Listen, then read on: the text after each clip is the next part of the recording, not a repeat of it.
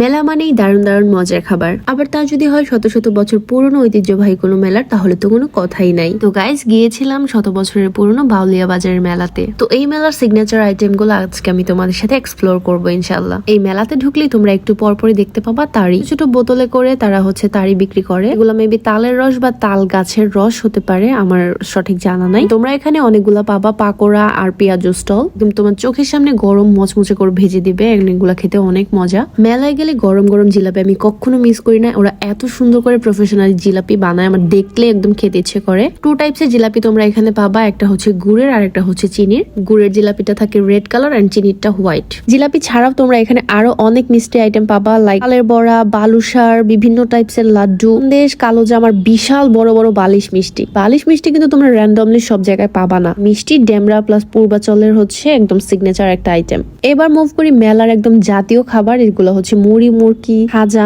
নিমকি, আর এই যে ছোট ছোট ফুচকার মতো যে জিনিসগুলো দেখতেছো, এটার নাম হচ্ছে পিটি। ডালের একটা মিক্সচার দিয়ে বানায়, খেতে খুবই মজা, একদম ক্রাঞ্চি। দেখতে ফুচকার মতো হলেও এটার টেস্টটা একটু ডিফারেন্ট। এই মেলায় আরো পেয়ে যাবা তিলা, কদমা, দেন বাতাসা। মেলাতে তোমরা আরো অনেকগুলা আচারের স্টল পেয়ে যাবা, প্লাস ফুচকা, দেন হালিম টালিম, এগুলো স্টল দিয়ে ভরা। পুরোটা মেলা আমি এক্সপ্লোর করতে পারিনি। So that was it for today. আল্লাহ হাফেজ।